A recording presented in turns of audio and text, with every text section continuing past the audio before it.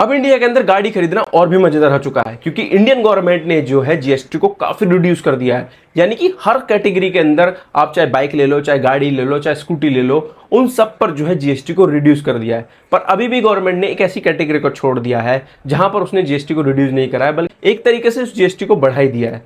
वो कौन सी कैटेगरी है उसके बारे में बात करेंगे, और आपको किस टाइम गाड़ी परचेज करनी चाहिए, क्योंकि अभी जो है ऑन सीजन स्टार्ट हो चुका है, यानी कि दिवाली बहुत पास आने वाली है, जिस टाइम कार कंपनियां जो है अपनी अभी के टाइम जितनी भी मैन्युफैक्चर हो चुकी है गाड़ियां, उन पर बहुत अच्छा डिस्काउंट देगी और आपको ट्राई करेगी वो गाड़ी बेचने की। और मैं आपको बताऊंगा कौन सा सही समय होगा जिस टाइम आपको ज्यादा फायदा होगा। और ये कोई छोटा मोटा फायदा नहीं होने वाला कि 10-20 हजार का फायदा होगा, इस पे आप कम से कम लाखों का फायदा उठा सकते हो। तो इस वीडियो में हम डिटेल में बात करेंगे कि किस किस कैटेगरी पर आपको कितना जीएसटी देना पड़ेगा और पहले ही कितना जीएसटी था, उसमें आपको कितना फायदा होने वाला है। फिलहाल अगर चैनल पर नए हैं तो चैनल को सब्सक्राइब जरूर करें। सबसे पहले बात करेंगे इंडिया की सबसे फेवरेट कैटेगरी, यानी कि सब 4 मीटर कार, मतलब एल्टो, स्विफ्ट, बेलिनो, पंच, नेक्सॉन। तो पहले इन पर आपको जो है 29 से लेके 31% टैक्स देना पड़ता था, यानी कि जीएसटी हो गई और बहुत सारे टैक्सेस आपको इन सब पे देने पड़ते थे। पर अब आपको सिर्फ जो है 18% जीएसटी देनी पड़ेगी। मतलब सीधा अगर आप 10 लाख से लेकर 15 लाख की गाड़ी खरीद रहे हैं तो उस पर आपको 1 लाख से लेकर 1,50,000 तक का बेनिफिट हो सकता है। तो यानी कि अगर आप सब 4 मीटर गाड़ी लेने वाले हो और ईएमआई पर लेने वाले हो तो उसमें भी आपको अच्छा खासा डिस्काउंट मिल जाएगा, क्योंकि आपको तकरीबन 1 लाख से लेकर 1,50,000 तक का इसमें बेनिफिट मिल ही रहा है। तो आप ऐसे समझ लीजिए कि इंटरेस्ट में आपने ये पैसा दे दिया, तो आप कह सकते हैं ईएमआई पर भी आपको थोड़ा बेनिफिट मिल रहा है। अब बात कर लेते हैं सब 4 मीटर से अपर कैटेगरी की, यानी बिगर एसयूवी, जो कि 4 मीटर से लंबी गाड़ीज होती है, जैसे क्रेटा, सेल्टोस, ग्रैंड विटारा और हाल ही में लॉन्च हुई मारुति की विक्टोरियस, उस पर भी आपको अच्छा खासा डिस्काउंट मिलने वाला है, यानी कि अच्छा खासा जीएसटी रिड्यूस हो चुका है। पहले की बात करें तो पहले आपको इसको 43 से लेकर 50% तक जीएसटी देना पड़ता था, यानी कि टोटल टैक्स देना पड़ता था। पर अब आपको सिर्फ 40% जीएसटी देनी पड़ेगी, यानी कि टोटल टैक्स देना पड़ेगा। मतलब कि अगर आप एक फॉर्च्यूनर लेने की प्लान कर रहे हो जिसकी प्राइस जो है 62 से लेकर 65 लाख रुपीज है, तो उस पर आपको मोटा मोटा 5 से 6 लाख रुपए का बेनिफिट हो जाएगा। जैसी गाड़ी पर जीएसटी थी वैसे ही आपको इस पे प्राइस पर कट डाउन हो जाएगा, तकरीबन आपको 6 लाख रुपए का सीधा सीधा फायदा हो जाएगा। वहीं दूसरी ओर अगर आप एसयूवी 700 लेने की सोच रहे हो तो उस पर सीधा सीधा आपको 1 लाख का बेनिफिट हो जाएगा। वहीं दूसरी ओर अगर आपको जर्मन कार पसंद है, जैसे मर्सिडीज होगी, बीएमडब्ल्यू होगी, जो कि लग्जरी कार्स में आती है एसयूवीज में, उन पर भी आपको अच्छा खासा बेनिफिट मिल जाएगा, क्योंकि ओवरऑल जो है उन पर भी जीएसटी रिड्यूस हो चुकी है। अब थोड़ी सी नजर डाल लेते हैं टू व्हीलर्स पर। यहाँ पर एक आपको गुड न्यूज भी है और एक बैड न्यूज भी है। गुड न्यूज जो है वो कॉमन मैन के लिए है, एक बैड न्यूज जो है वो परफॉर्मेंस लवरों के लिए है। गुड न्यूज ये है कि अगर आप 350 सीसी तक कोई भी बाइक लेते हैं, स्प्लेंडर ले लो, एक्टिवा स्कूटी ले लो, पल्सर ले लो, या बुलेट 350 सीसी ले लो, अपाची ले लो, इन पर आपको सिर्फ 18% जीएसटी देनी होगी, जो कि पहले जो थी 28% जीएसटी थी। यानी कि पहले एक बाइक की जो प्राइस थी वो 1 लाख रुपए थी, उस पर आपको 28% जीएसटी देनी होती थी।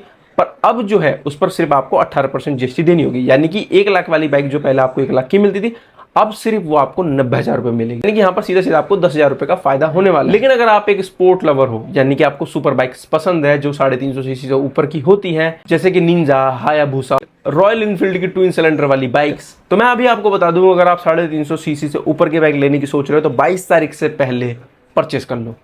क्यों? क्योंकि अभी के टाइम आपको टोटल जो है इन पर 28% जीएसटी देनी होती थी और 3% अदर टैक्स देने पड़ते थे, तो टोटल जो आपको 31% टैक्स देना पड़ता था।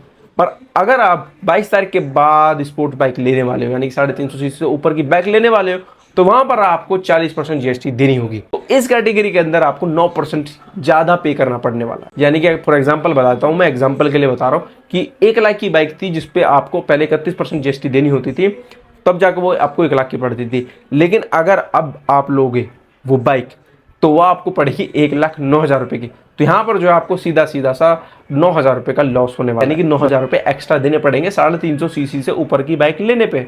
ये मैंने एग्जांपल के लिए बताया, बाकी आप जो बाइक लेने वाले हो उस पर थोड़ी सी मैथ कैलकुलेट कर सकते हो। यानी कि अगर आप एक स्पोर्ट बाइक को ईएमआई पर लेने वाले हो तो आपको थोड़ी और ज्यादा ईएमआई देनी पड़ सकती है। लेते हैं अब थोड़ी सी बात कर लेते हैं उस कैटेगरी पर जिसको भले ही हम देखना नहीं चाहते, पर कहीं ना कहीं उस कैटेगरी की प्राइस बढ़ेगी। ओवरऑल जो है इसकी प्राइस बढ़ने पर ये कहीं ना कहीं इनडायरेक्टली हमारी जेब पर भी असर डालता है, यानी कि ट्रांसपोर्ट, जैसे 3 व्हीलर हो गए, ट्रक्स हो गए, जिसे आप ट्रांसपोर्ट के लिए यूज करते थे, इन सब पर जो है अब टोटल आपको सिर्फ 18% जीएसटी देनी होगी। चाहे आप 3 व्हीलर ले लो, ट्रैक्टर ले लो, कुछ भी ले लो, इन सब पर सिर्फ आपको 18% जीएसटी देनी होगी। तो यानी कि मैं सीधा सीधा बोल लूं तो इनडायरेक्टली आपकी जेब पर कहीं ना कहीं थोड़ा सा रिलीज मिल जाएगा, क्योंकि जब ट्रांसपोर्ट सस्ता हो जाएगा तो चीजें भी थोड़ी बहुत सस्ती हो जाएंगी। अब ये तो बात हो गई आपको अगर नई कार लेनी है, बाइक लेनी है, इन सब पर लेना है। अब बात कर लेते हैं, अगर आप खुद अभी के टाइम में गाड़ी ओन करते हैं, कुछ भी ओन करते हैं, तो आप जो है एक स्पेयर पार्ट लेने जा रहे हैं, वहां पर भी आपको बेनिफिट मिलने वाला है। यानी कि कार सर्विस, बाइक सर्विस, वहां पर भी आपको अच्छा खासा बेनिफिट होने वाला है। पहले की बात करूं तो हर पार्ट पर पहले अलग अलग जीएसटी देनी होती थी, अलग अलग टैक्सेस देने होते थे, स्टेट टैक्स सब, मतलब बहुत से टैक्सेस आपको पहले देने पड़ते थे। बट अब आपको सिर्फ 18% जीएसटी देनी होगी।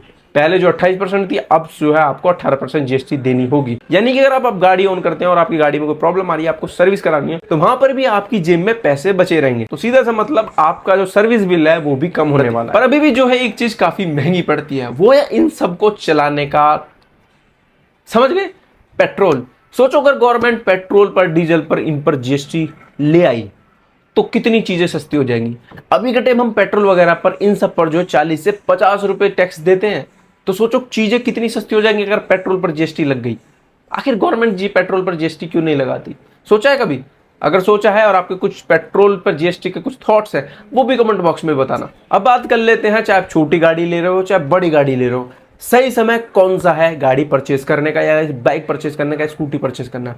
अब सोच रहे होंगे क्यों ना 22 तारीख के बाद ही परचेज कर लो, पर यहां पर आप थोड़ा सा जो है गलत हो। क्यों? क्योंकि 22 तारीख के बाद ऐसा नहीं है कि कार कंपनियां जो है सीधा सा 28% जीएसटी हटा के 18% लगा देगी।